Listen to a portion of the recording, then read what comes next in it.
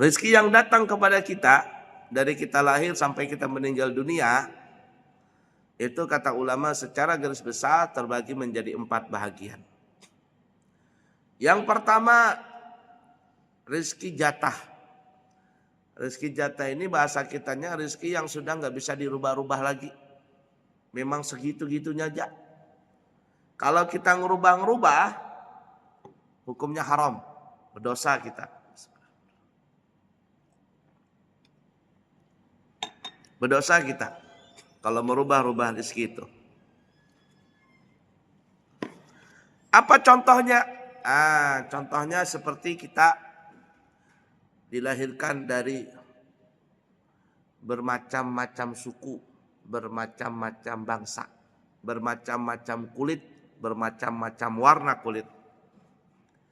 Inna khalaqnakum min dzakari wa untha wa ja'alnakum syu'uban wa qabaila lita'arafu.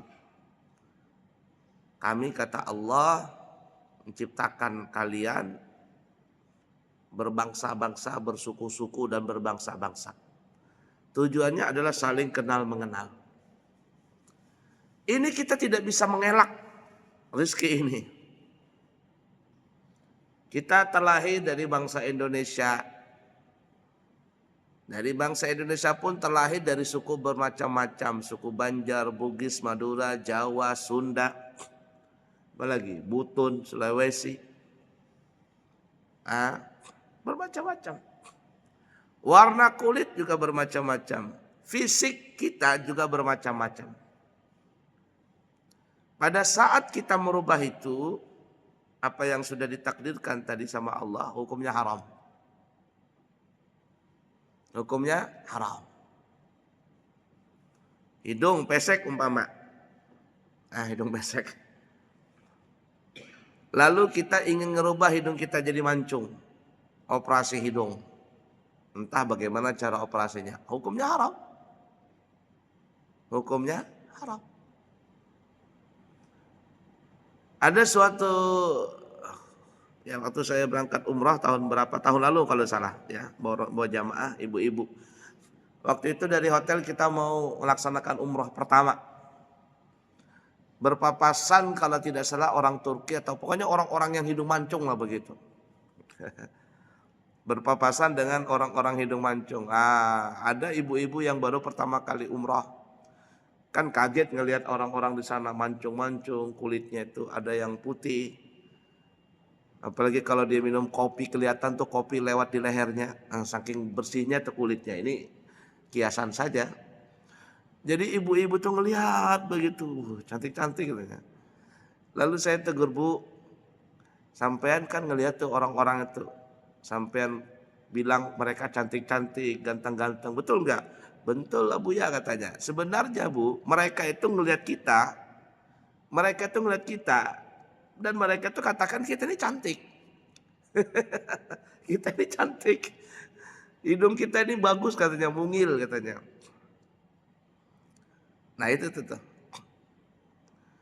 Orang kulit putih, orang-orang barat tuh. Mereka bersusah payah berjemur di bawah matahari di pantai. Bahkan kalau nggak ada kesempatan, mereka ada uang beli alat untuk menghitamkan kulit. Nah kita nggak repot-repot, sudah kita punya kulit eksotis seperti ini.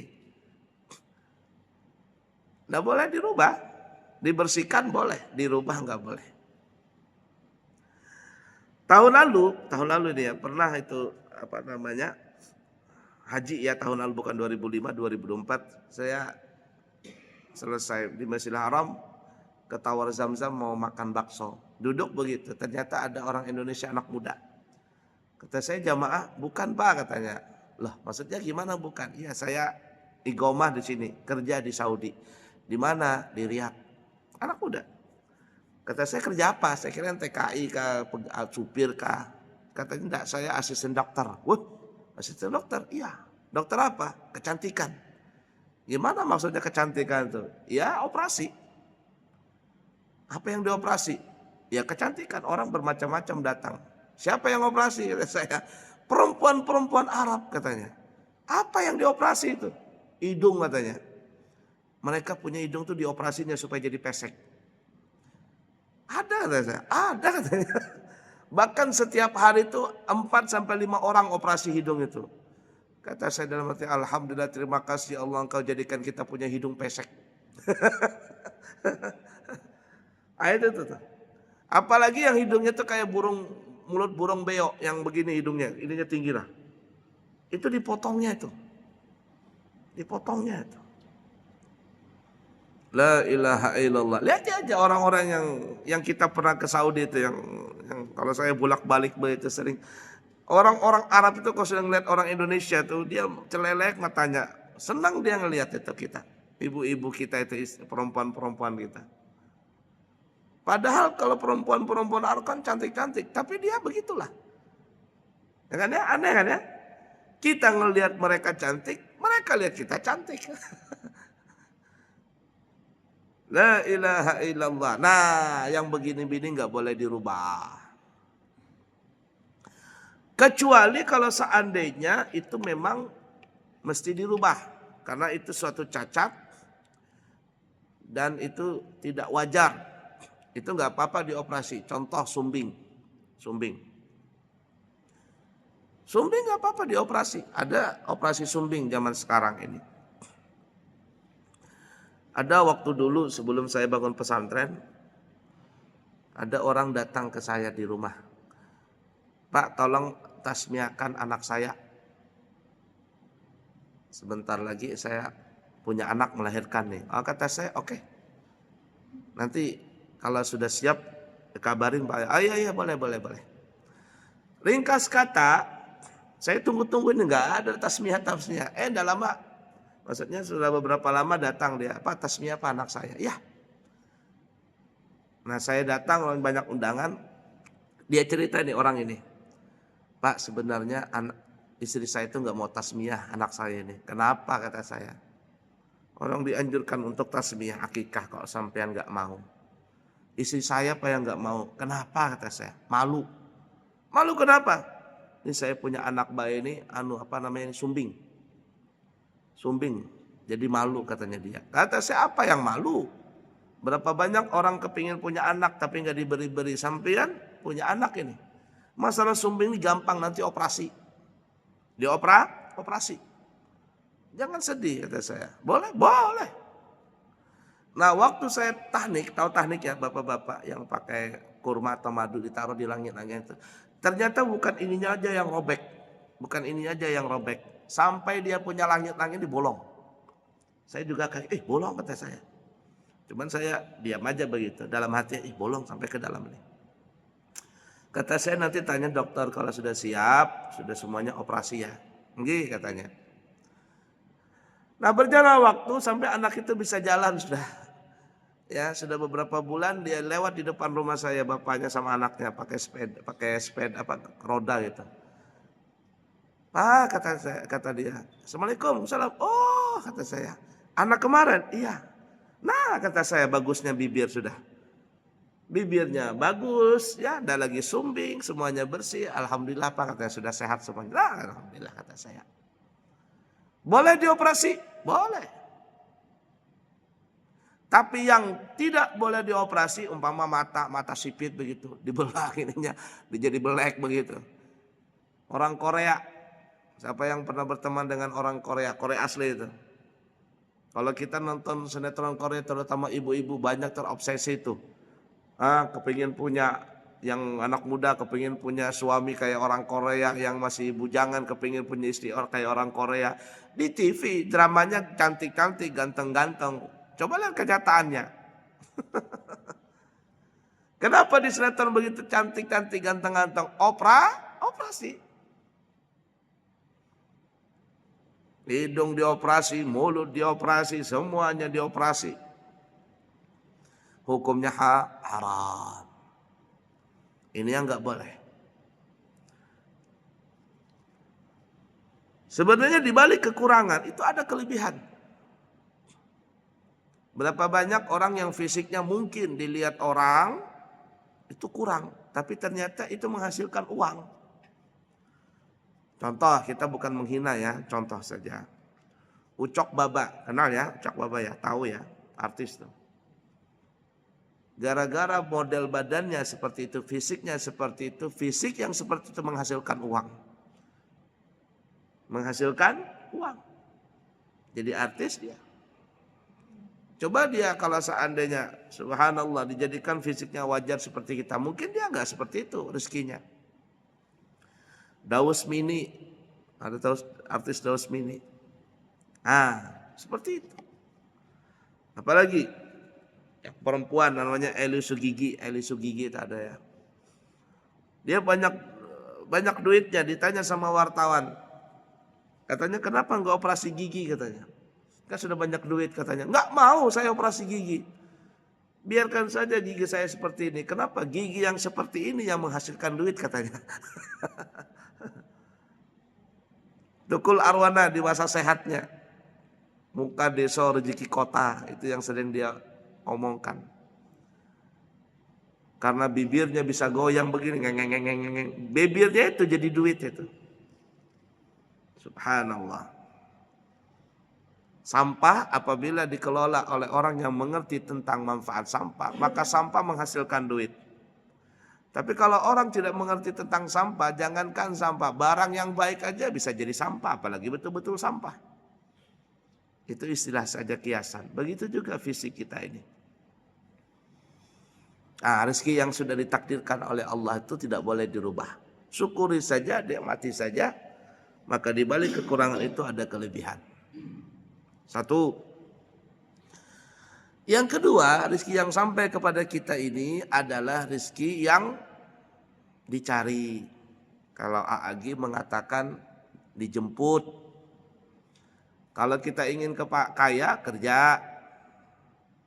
Kalau kita ingin punya duit, berusaha. Apa kita punya profesi? Kebiasaan kita jualan, dagang, petani, ternak, jual jasa, macam-macam kita punya kerjaan. Kalau kita nggak mau punya duit, jangan kerja. Jangan kerja sekalian. Menghayal kepengen jadi orang kaya, tapi nggak pernah bekerja, nggak bakalan jadi orang kaya. Kenapa? Karena rezeki yang kedua ini harus dicari. Harus dituntut, harus dikejar. Kata Agim, dijemput itu rezeki. Nasi saja yang sudah ada di depan kita, berada di piring, ada lauk pauknya, nggak bakalan masuk kalau kita cuma pelototin begitu, nggak bakalan masuk ke dalam perut. Harus diambil, dimasukkan ke dalam perut, masukkan dalam mulut. Itu pun juga harus dikunyah, nyam, baru masuk. Artinya semua itu punya usaha. Namun ingat, mencari rezeki ini nggak boleh yang syubhat, apalagi yang haram. Nggak boleh nipu, nggak boleh ngurangi timbangan, takaran, ukuran, nggak boleh korupsi, baik korupsi uang, korupsi waktu, ini terutama yang PNS ini. Ada waktu, ya pokoknya ada cerita lah, seorang kepala satu bidang di pemerintahan, upacara begitu. Lalu dia bilang sama anggotanya, katanya, Bapak Ibu, sebenarnya nanti setelah kita ini pensiun, kita banyakin puasa. Puasanya niatnya puasa untuk membayar kafarah sumpah. Kafarah yamin, karena kan sebelum kita dilantik ini kan, waktu kita dilantik itu kan kita diambil sumpah tuh. Untuk bekerja dengan sebaik-baiknya. Nah kita ini PNS, terkadang kita ini gak disiplin waktu, datang terlambat, pulang duluan. Di situ kita nggak sengaja banyak terlanggar di situ katanya. Sengaja nggak sengaja banyak terlanggar di situ kita masalah sumpah itu. Dia bilang ini bagus kata saya. Dalam hati bagus di pemimpin nih. Kalau kita sudah pensiun banyakin puasa. Niat untuk membayar kafaratul yamin, melanggar sumpah. Puasa kafarah karena melanggar sumpah. Nah itu tuh. Hati-hati dalam berusaha, jangan yang syubhat, jangan mencari yang syubhat apalagi yang haram. 2. Yang ketiga, rezeki yang kita dapat min haitsu la yahtasib. tanpa disangka-sangka. Atau saya istilahkan rizki bonus dari Allah Ta'ala. Rizki bonus. Rizki bonus ini kalau Allah buka, kalau Allah berikan kepada kita, ya Allah, itu rizki itu banyak, lebih banyak daripada apa yang kita cari. Lebih berkah dari apa yang kita cari. Kalau rizki bonus ini Allah bukakan itu. Bagaimana rizki bonus itu? Kuncinya adalah wa may yattaqillaha yaj'al lahu makhraja wa yarzuqhu min haitsu la yahtasib. Siapa yang bertakwa kepada Allah, maka Allah berikan jalan keluar dari segala urusan. Dan Allah memberikan rezeki tanpa disangka-sangka. Takwa. Nah, untuk mencapai takwa ini, agar menghasilkan rezeki yang tanpa diduga-duga itu, takwanya ini banyak caranya. Cuma termasuk takwa. Nah, cabang takwa ini banyak. Ada orang yang mendapatkan rezeki bonus dari rajin sedekah. Rajin sedekah. Janji Allah Ta'ala itu, satu kebaikan dibalas 10. Itu paling minimal. Kalau ada orang bersedekah 100.000, Allah ganti itu 1 juta. Cuman kita kadang takut-takut, Pang. Iya enggak 100.000 ya? Iya enggak. Akhirnya keluar juga, cuman lambat juga datangnya. Lambat, kenapa? Karena ya tadi kita ragu-ragu, banyak mendang-mending orang zaman sekarang. Akhirnya juga Allah membalasnya mendang-mending, nanti-nanti juga. Nah, banyak orang mendapatkan rezeki bonus itu dari sedekah. Itu salah satunya. Pernah nonton sinetron apa namanya? Tukang bubur naik haji. Apa itu zaman dulu ya? TGB, tukang bubur naik haji. TBN apa namanya zaman dulu itu? Haji Sulam. Tukang bubur bisa naik haji, memberangkatkan mamanya, dia juga, istrinya, ketua panti asuhan, pemimpinnya, Bang Ojo yang gak tahu-tahu juga berangkat haji semuanya. Karena dia rajin sedekah. Ya, kalau hari Jumat berkah, digratiskan tuh anak yatim makan bubur. La ilaha illallah. Pulang dari haji bukan tambah miskin, tambah kaya, dapat mobil ini itu, nggak habis-habis rezekinya. Mamanya bilang, mamanya itu ya, memang aneh katanya. Kalau Allah itu sudah membuka pintu rezeki, nggak bisa terbendung itu, rezeki itu datang terus menerus. Disedekahkan lagi, datang lagi, disedekahkan lagi, datang lagi. Nah itu tuh contohnya. Apalagi karena berbakti dengan orang tua. Wah ini mantap nih. Guru-guru kita tuh ngajarkan jangan lupa untuk membaca Rabbi fili wali walidayya warhamhuma kama rabbayani shaghira di dalam salat.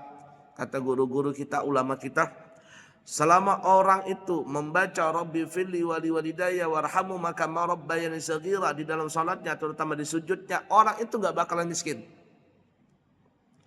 Dan ulama kita lebih menekankan membaca Rabbi fili wali walidayya itu 5 kali di sujud terakhir.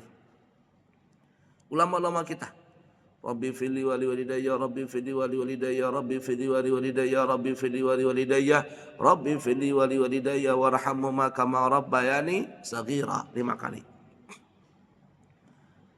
Apalagi orang tua kita masih hidup, masya Allah. Ngasih orang tua itu pintu rezeki terbuka lebar. Apalagi rezeki min haitsu la yahtasib, ini pintunya banyak. Istighfar, sholawat, banyak pintunya. Baca surah Waqiah tiap malam atau sore hari, banyak itu. Caranya banyak. Dalam Al-Quran itu banyak sekali. Cuman ingat, kalau ingin mendapatkan min haitsu la yahtasib, kita bukan hanya mencarinya saja dengan cara-cara sedekah dan sebagainya, tapi yang terpenting juga meninggalkan maksiat. Meninggalkan maksiat. Karena ada orang baca Yasin, Waqiah, Tabarak, sedekah sana, sedekah sini, kok nggak kaya-kaya juga itu loh, nggak lancar-lancar rezekinya. Oh, karena dia banyak berbuat maksiat. Dia nipu orang, jualan nipu orang, nanti dapat duit dia sedekahkan juga, tapi nipu juga. Lambat dia naik, muter dia, karena terhalang dengan maksiat. Airnya nggak jalan karena pipanya buntu. Jadi tinggalkan maksiat. Lalu bertakwalah dengan cara ini. Oh, rezeki itu luar biasa datang. Insya Allah kita masing-masing punya amaliyah. Dan kita rasakan rezeki itu min haitsu la yahtasib, banyak sekali kita rasakan itu. Masing-masing kita punya andalan amaliyah itu. Nah, yang ketiga, yang terakhir, yang keempat adalah rizki istidraj.